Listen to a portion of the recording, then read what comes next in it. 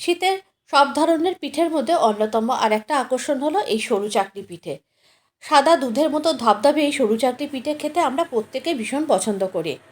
আর এই সরু চাকলি পিঠে বানানো একদমই সহজ, কিন্তু অনেকেই আছে যাদের কিন্তু এই সরু চাকলি পিঠে তাওয়া থেকে তুলতে গেলে অনেক প্রবলেম হয়। তাই আপনাদের সাথে সমস্ত রকম টিপস অ্যান্ড ট্রিক্স শেয়ার করব, যাতে একদম সহজভাবে আপনারা এই পিঠে কিভাবে বানাতে পারেন সেটা যেন আপনাদের কাছে অনেক বেশি সহজ হয়। নমস্কার, আমি অন্তরা, আপনাদের চ্যানেল অন্তরার কুকিং চ্যানেলে আপনাদের সবাইকে জানাই অনেক অনেক স্বাগত। বড়দের প্রণাম আর ছোটদের ভালোবাসা দিয়ে আজকে ভিডিওটা শুরু করছি। প্রথমে আমি সরু চাকলি পিঠার জন্য আমাদের প্রথম যেটা লাগবে সেটা হচ্ছে সুজি। এখানে আমি 200 গ্রাম সুজি নিয়েছি, এই বাটিটার মাপ করে, মানে এক প্যাকেট সুজি নিয়েছি 200 গ্রামের। আর তার মধ্যে দিয়ে দিচ্ছি 3 চামচ মতো চিনি। সরু চাকলি পিঠাটা যদি সাদা করতে চান তাহলে অবশ্যই চিনি ব্যবহার করবেন, নইলে আপনার নোলের গুড় দিয়ে করতে পারেন। অল্প একটু লবণ দিয়ে দিয়েছি, যে কোনো মিষ্টি জাতীয় জিনিসে লবণ দিলে অনেক খেতে ভালো হয়। আর তারপরে রুম টেম্পারেচারে থাকা দুধ, যেটাকে আমি জাল দিয়ে রেখেছি, সেই যে বাটির মাপে সুজি নিয়েছি সেই বাটির মাপে 1 বাটি দুধ দিয়ে দিয়েছি। ভালো করে একটু মিশিয়ে নেওয়ার পর মিক্সি জারের মধ্যে দিয়ে খুব ভালো করে এটাকে ব্লেন্ড করে একদম মিহি একটা ব্যাটার বানিয়ে নিতে হবে, যেন সুজির কোনো দানা ভাব না থাকে।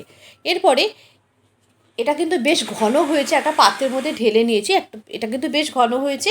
এর মধ্যে ঠিক ওই বাটির মাপে প্রায় আরও 1 বাটির মতো জল দিয়েছি, তাহলে 1 বাটি সুজি আর 2 বাটির মতো জল দিয়েছি। আর তারপরে এর মধ্যে আমি ডেসিকেটেড কোকোনাট দিয়েছি।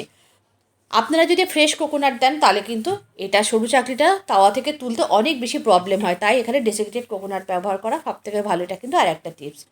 এইভাবে এটাকে ভালো করে রেখে দিতে হবে প্রায় আধ ঘন্টা থেকে 45 মিনিট। এরপরে আধ ঘন্টা 45 মিনিট বাদে আরেকবার একটু দেখে নেবেন, যদি খুব ঘন লাগে অল্প একটু জল মেশাবেন।